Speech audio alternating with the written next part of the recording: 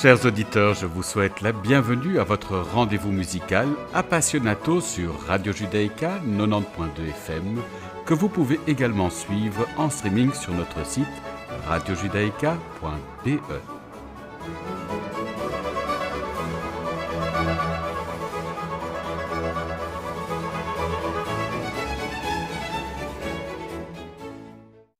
Nous avons l'immense plaisir d'accueillir aujourd'hui Stéphane Ginsburg qui vient nous présenter son dernier album dédié au compositeur Frédéric Chevsky. Bonjour Stéphane. Bonjour Frédéric. Alors je résume votre parcours.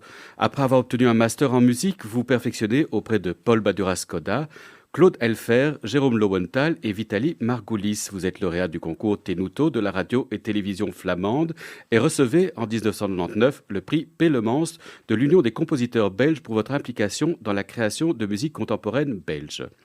Vous avez enseigné le piano et la musique de chambre au Conservatoire royal de Bruxelles, Liège et Mons et êtes actuellement professeur à l'Institut Dalcroze à Bruxelles.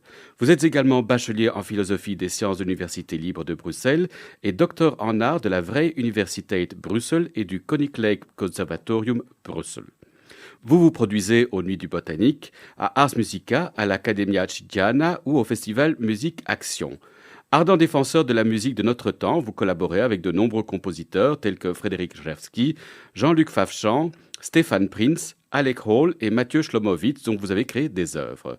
Vous collaborez également avec des chorégraphes et des plasticiens. Vous êtes aussi adepte de projets immersifs et avez donné, entre autres, l'intégrale des sonates pour piano de Prokofiev ou les 6 dernières sonates de Beethoven en une soirée. Alors, je vous propose de débuter notre entretien avec Prokofiev, justement, dont vous avez enregistré l'intégrale des sonates pour piano pour le label Cyprès. Voici l'Allegro ma non troppo de la deuxième sonate, opus 14.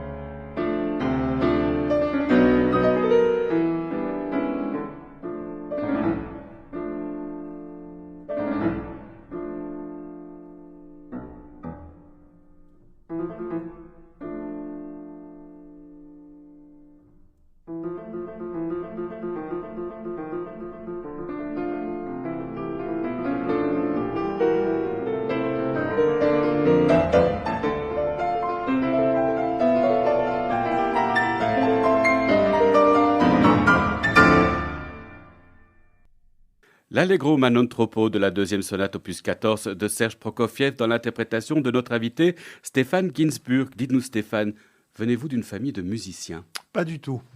Ma mère est artiste peintre et mon père est scientifique.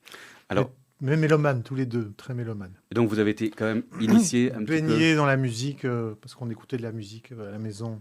Et votre tous les famille jours, fréquentait des musiciens? Pas vraiment, mais allait beaucoup au concert. Donc je suis allé très tôt au concert à Bruxelles.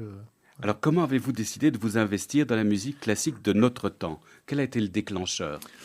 Je pense qu'il y a plusieurs éléments qui ont concouru à ce que je m'implique beaucoup dans la musique actuelle. Bon, j'ai aussi développé tout un discours pour expliquer ça, mais je pense que les origines, donc la généalogie, c'est d'abord ce que j'ai entendu étant enfant. Je pense que mes parents écoutaient beaucoup de musique récente pour l'époque, dans les années 80. Moi, j'ai entendu beaucoup de Bartók, de Schoenberg, de Berg, de Webern, même du Stockhausen. Donc à l'époque, c'était des choses relativement récentes. Ça a dû certainement planter une petite graine dans mon cerveau. Et puis je Ça, pense c'était les choix naturels de vos... oui, alors ils écoutaient. Mon père a toujours adoré le lied, donc il écoutait beaucoup de Schubert. Ma mère adorait la musique de chambre. J'ai entendu aussi des compositeurs classiques.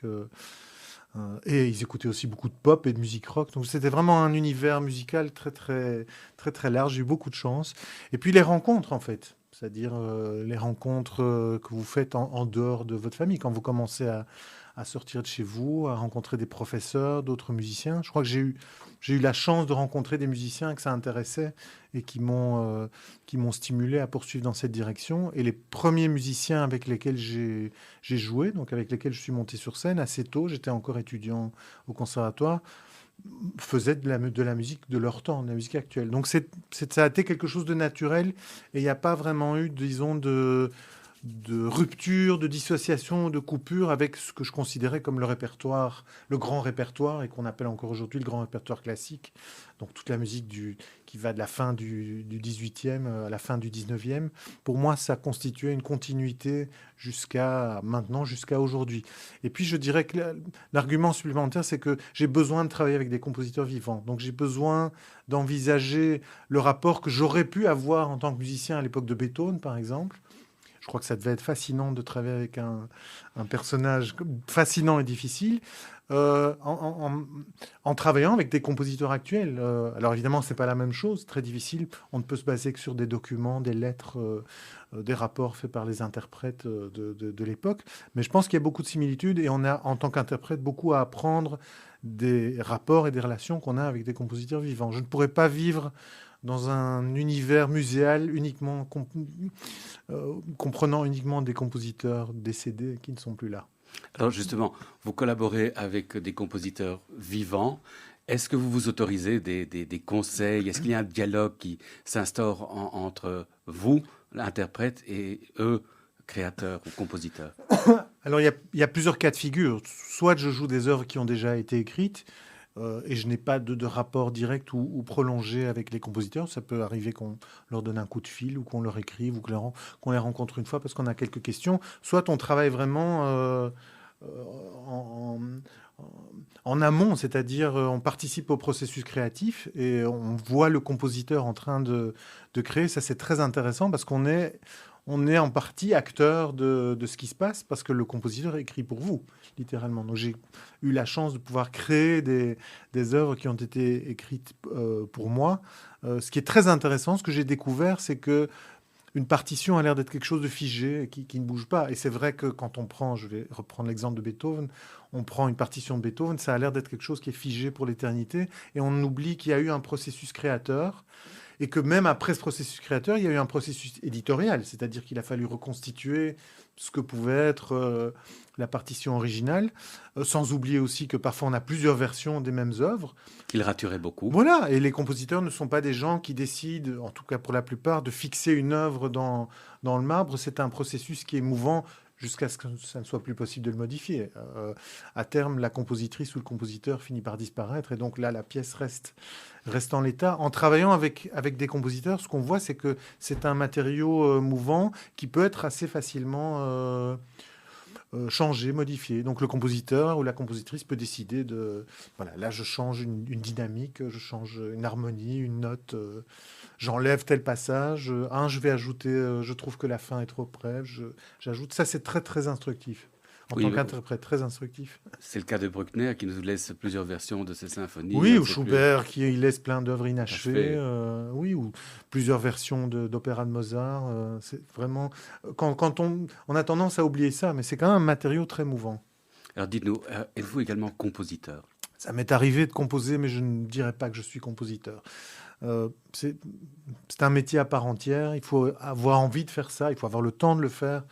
Je pense que je consacre plus de temps à interpréter et il y a pas suffisamment de composition. Donc non, je ne me dirais pas compositeur, mais ça m'est arrivé. Alors je vous propose de vous écouter avec le 9e prélude et fugue en la bémol majeur tiré du recueil de Bad Temper Electronic Keyboard d'Anthony Burgess.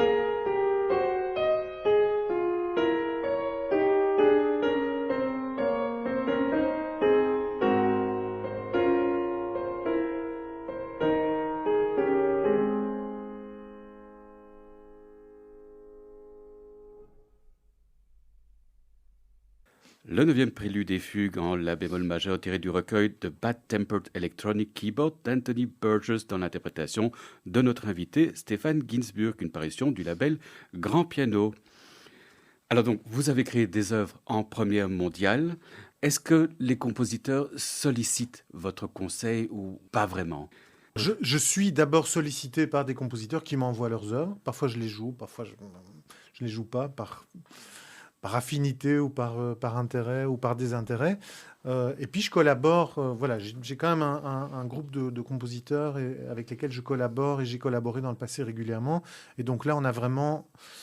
Je ne vais pas dire que je m'immisce dans le travail de composition, ça reste quand même quelque chose de très solitaire et personnel, mais il y a une collaboration réelle. Et donc, oui, il y a des échanges et en général, je reçois la composition feuille par feuille, enfin au compte-gouttes, et je donne mon avis. Oui, oui, il y a vraiment une prise de conseil. Et je pense que dans l'esprit du compositeur, on peut parler de ça d'ailleurs... en ce qui concerne les compositeurs-interprètes, ça a existé, il y en a eu beaucoup dans le passé. Quand on est dans un cas de figure où on a deux personnes, un compositeur et un interprète, il y a quand même des allers-retours et je pense que le compositeur écrit pour un interprète spécifique et pas pour un autre. Donc quand il a un interprète en tête, l'œuvre est écrite pour cet interprète. Bon, après, elle est partagée avec d'autres interprètes. Bon, alors les cas de figure, Prokofiev, par exemple, dont on a entendu une sonate, était lui-même interprète. Donc là, l'aller-retour se passe entre lui et lui-même. C'est à lui-même qu'il demande conseil. C'est à l'interprète Prokofiev que le compositeur demande conseil. Mais je pense que le processus est similaire. Alors, selon vous, quelles sont les qualités indispensables pour être un bon interprète de la musique contemporaine ? Oh, les mêmes que les qualités dont on a besoin pour être un bon interprète en général de toute la musique. Je ne vois pas de différence. En tout cas, moi, je n'en fais pas. Disons que il y a une difficulté supplémentaire dans ce qu'on appelle la musique contemporaine, c'est-à-dire tout ce qui s'est développé à partir du début du XXe siècle, la rupture et la dissolution de la tonalité et l'explosion de toutes sortes de langages, le retour à des langages plus anciens, la modalité, le développement du dodécaphonisme chez Schoenberg. Et donc ça rend le travail des interprètes un peu plus compliqué parce qu'on n'est plus simplement cantonné au langage tonal et un certain type de langage, un certain type de jeu qui en découle, mais on a une explosion de style et donc aussi une explosion de techniques instrumentales. Ça ne concerne pas seulement le piano d'ailleurs. Voilà, donc ça demande une certaine abnégation et beaucoup de travail. Et ça demande également plus de talent parce que je vous ai vu sur YouTube, vous deviez également initier un sampling, déclamer un texte en même temps que jouer du piano et c'est multidisciplinaire. Une des innovations du XXe siècle, enfin même avant, c'est avec la naissance de l'électricité, c'est le développement de la synthèse musicale, de l'informatique musicale, ou plus simplement, enfin pour le public général, de ce qu'on appelle la musique électronique. Et donc tout ça s'est intégré à ce qui préexistait, à la musique acoustique, forme un style mixte, enfin un mélange. Et oui, donc ça nécessite de l'interprète de développer des accointances avec la technologie. Ça, c'est clair que l'utilisation de l'ordinateur et de systèmes électroniques est un plus quand on est interprète. Quant à ce que vous mentionnez dans la musique de Matthew Shlomowitz, ça, c'est plus du théâtre musical. Donc oui, des qualités d'acteur, la capacité de pouvoir jouer en scène, pas simplement de son instrument, mais de pouvoir développer faire des acrobaties ou faire des mouvements. Dans le cas de Shlomowitz, ce sont Mais c'est pas donné à tout le monde. Des mouvements, voire de parler. Donc dans le répertoire de Frédéric Rzewski, qui est un répertoire de speaking pianist, le pianiste est amené à déclamer, à dire des textes. Effectivement, ça demande de développer des techniques qui sont extra-pianistiques. Oui. Alors justement, vous avez parlé de Matthew Shlomowitz. Je vous propose d'écouter, de voir à quoi ça ressemble avec Weird Uncle, tiré du cycle Popular Context 2.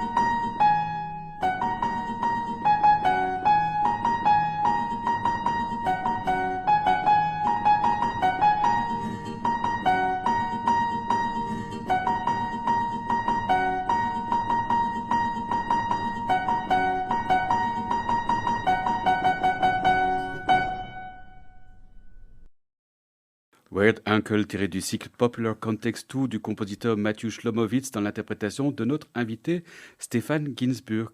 Alors venons-en à la figure du compositeur Frédéric Rzewski. Comment avez-vous fait sa rencontre? Je l'ai rencontré quand j'étais étudiant au Conservatoire de Liège. Donc je devais avoir 20 ans. Lui était professeur de composition. Là, on se demande tiens, comment Frédéric Rzewski, qui est né aux États-Unis, qui a été formé aux États-Unis, qui a étudié à Princeton et Harvard, s'est retrouvé en Belgique. C'est une longue histoire. Frédéric Rzewski est un personnage très particulier, paradoxal, iconoclaste, anticonformiste, et qui, comme pas mal de musiciens américains, s'est retrouvé en Europe, en fait, dans les années 60. Parce que c'est là que ça se passait aussi. Et je pense qu'il s'est installé en Italie pour travailler avec Luigi Dalla Piccola.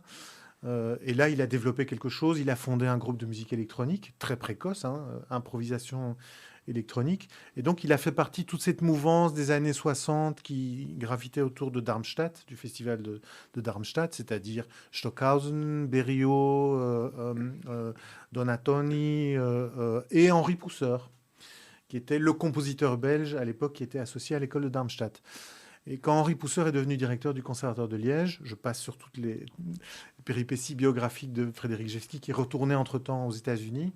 Henri Pousseur a essayé de créer un mouvement, en fait une tête de pont ou un pôle de musique actuelle à Liège. En cela, il était précurseur, parce que en fait, aujourd'hui, ce sont des départements qu'on trouve dans pas mal d'écoles de musique, notamment en Suisse, en Autriche ou en Allemagne. Malheureusement, un peu moins en Belgique, où on est un peu frileux. Mais Henri Pousseur était un précurseur en cette matière. Et donc, il a invité des tas de figures très importantes de la musique actuelle, dont Frédéric Rzewski, qui est devenu, dans les années, je crois en 1977, professeur de composition au Conservatoire de Liège jusqu'à sa retraite. Donc ça fait de lui un Belge adoptif, puisqu'il a partagé son temps entre, à l'époque, Liège et puis Bruxelles. Il habitait Bruxelles et les États-Unis, où une partie de sa famille vit encore, et l'Italie. Il avait une grande, grande affection pour l'Italie. Alors comment vous décririez ce personnage? La première fois que je l'ai rencontré, c'était à la cafétéria du conservatoire, et je dois dire, il était très intimidant. Il avait une voix très, très, très grave et pas spécialement sociable, je dirais. Donc, voilà, moi, j'avais une espèce d'avantage, c'est que je suis bilingue français-anglais, donc je l'ai abordé tout de suite en anglais. Et il m'a fallu un certain temps pour l'apprivoiser, littéralement apprivoiser comme on apprivoise un animal farouche. Enfin, il était assez farouche. Et au fil des années, j'ai gagné sa confiance, disons, et nous sommes devenus amis. Et il a écrit pour moi trois pièces. Et malheureusement, il nous a quittés en juin de l'année dernière. C'était une grande perte soudaine, voilà, une disparition soudaine qui laisse un grand vide dans ma vie personnelle, parce que c'est quelqu'un qui a compté énormément humainement et musicalement. C'était vraiment quelqu'un de très spécial, très érudit. Il lisait le grec dans le texte, le russe, il connaissait tous les philosophes grecs. Enfin, c'était vraiment...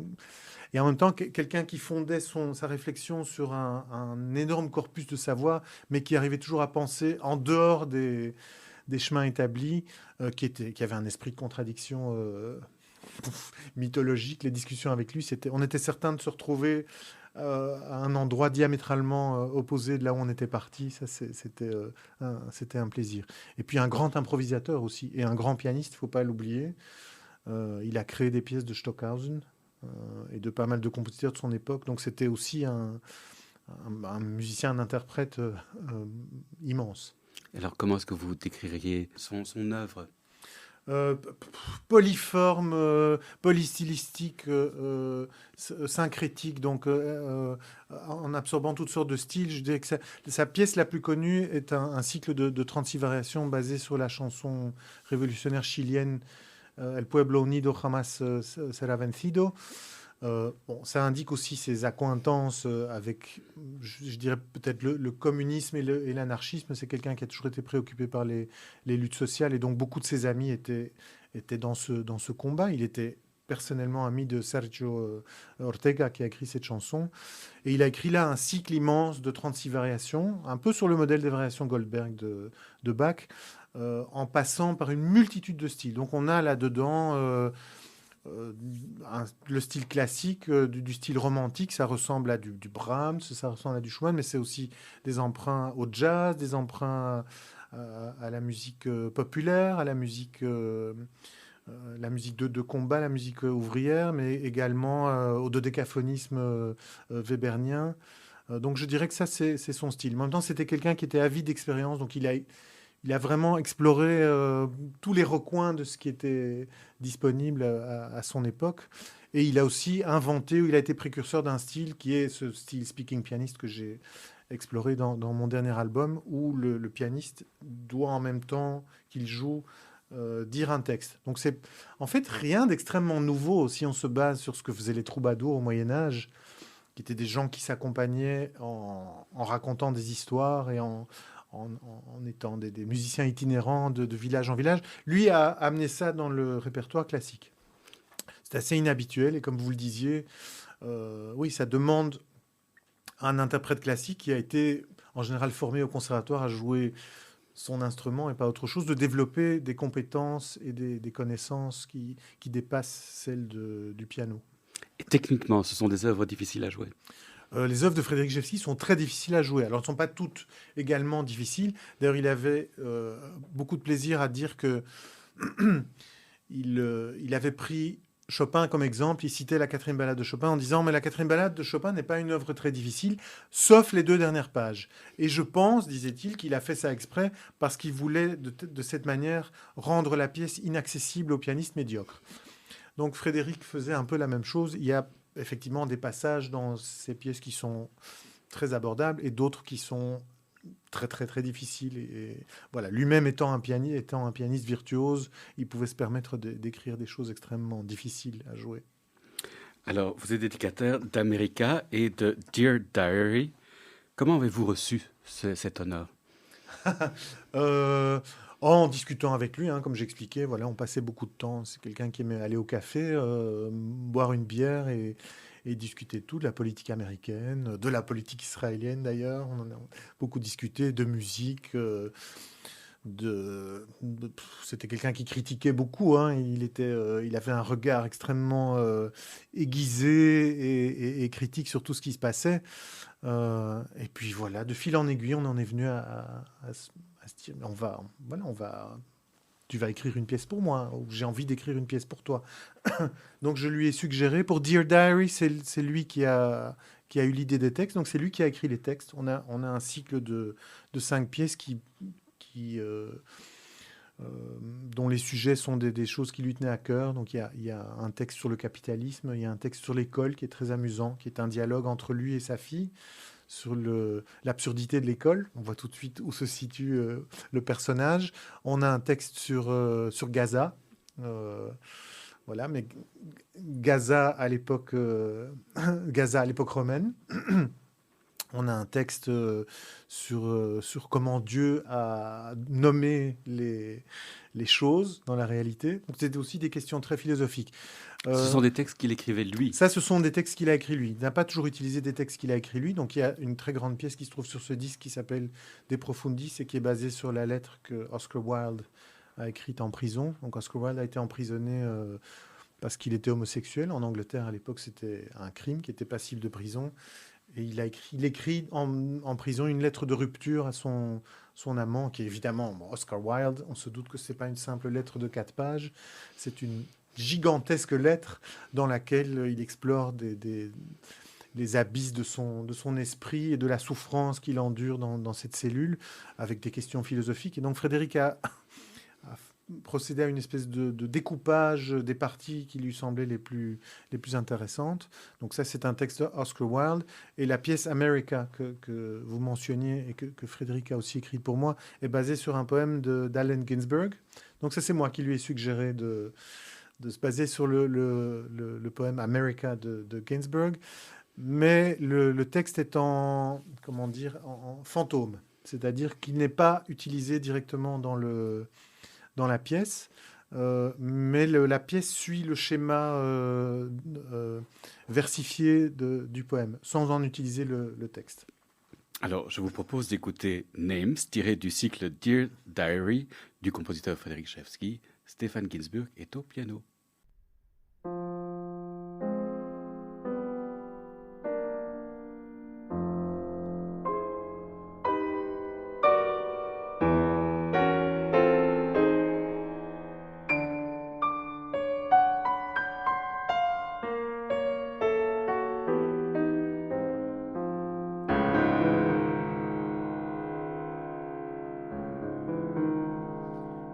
unnamable one commands Adam to give names to all his creatures.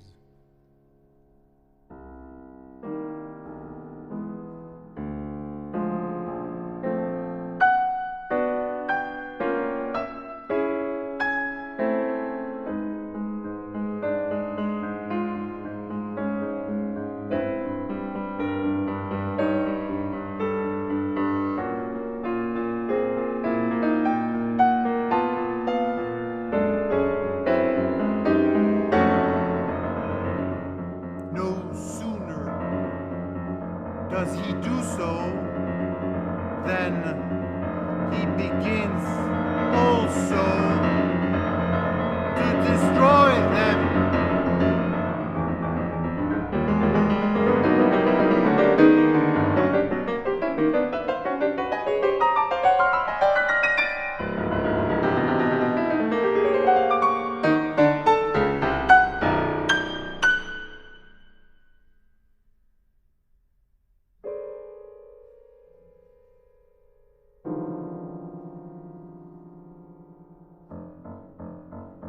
Adam has not yet named all of the creatures.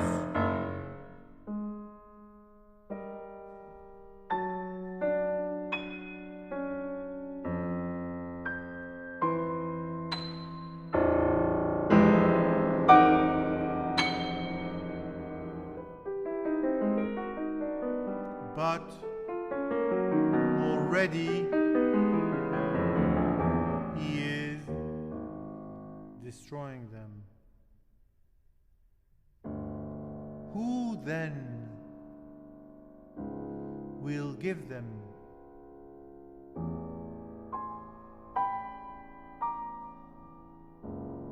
Names. Tricoloma equestre, biciclus ignobilis, nemopilema nomurai. Mephitis, Mephitis, nano archeum equitans. Names tiré du cycle Dear Diary du compositeur Frédéric Rzewski, un extrait du nouvel album de notre invité Stéphane Kinsburg qui paraît sous le label Sub Rosa. Alors Stéphane, nous avons comme tradition d'offrir à notre invité le choix de partager avec nos auditeurs un morceau. Qu'avez-vous choisi de nous faire entendre ? Alors j'ai choisi une pièce de Béla Bartók, qui est un compositeur qui est très très cher à mon cœur et qui remonte très loin dans mon histoire de mélomane, puisque c'est un compositeur que j'ai entendu quand j'étais très très jeune et que je joue encore régulièrement. Moi, c'est un compositeur parmi les plus importants du XXe siècle. C'est un compositeur qui a fait la synthèse entre la musique folklorique de son pays et des pays alentours, la Hongrie, la Roumanie. C'est aussi un compositeur qui est représentatif d'une époque, puisqu'il est né en 1881, dans l'Empire austro-hongrois, qui est l'empire dans lequel ma grand-mère paternelle est née. Voilà, c'est un élément historique important. Et donc, ça charrie aussi toute une série d'événements politiques. On les connaît, on ne va pas les reprendre ici. Tous ces événements à la fois extraordinaire et tragique du XXe siècle, parce que cet empire austro-hongrois a aussi produit des richesses intellectuelles, artistiques et scientifiques extraordinaires, mais comme on le sait, une tragédie terrifiante au milieu du XXe siècle, à laquelle Bartók a été mêlé, puisqu'il a dû quitter... il a dû quitter son pays qui, à ce moment-là, était devenu la Hongrie. D'ailleurs, aujourd'hui, le village où il est né, qui était en Hongrie, est en Roumanie. Comme quoi, c'est frontière changeante de Transylvanie. Et puis, l'interprète de cette pièce de Béla Bartók, sur un disque qui est entièrement consacré à la musique de Béla Bartók, est un de mes professeurs et amis, qui s'appelle Jérôme Leventhal. Je ne vais pas faire toute sa biographie parce qu'elle est très longue. Jérôme Leventhal va avoir 90 ans le 11 février. C'est un homme en pleine forme. Il est absolument extraordinaire. Il joue encore des concerts. Il donne des concerts. Il voyage énormément. Il donne des masterclasses dans le monde entier. Il siège dans des jurys de concours internationaux. Et il est toujours professeur à la Juilliard School à New York. C'est une force de la nature et c'est un homme que j'aime profondément et qui m'a apporté énormément. Je vous propose d'écouter un extrait de cet album, L'Andante Sostenuto, des trois études, opus 18.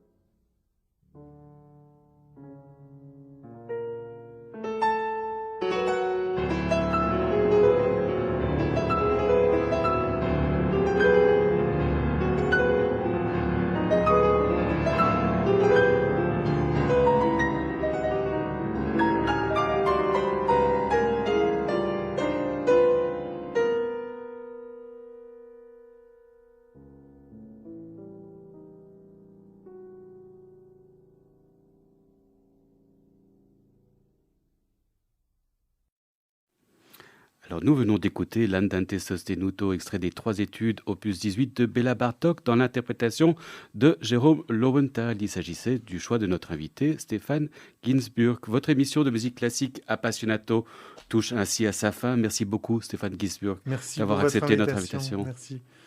Merci à Paul Fromm d'avoir assuré la technique de cette émission. N'oubliez pas qu'Appassionato est diffusé sur les ondes et le site de Radio Judaïka les lundis à 13h, les jeudis à 14h et les dimanches à 9h. Merci chers auditeurs de nous avoir écoutés. À la semaine prochaine. D'ici là, portez-vous bien.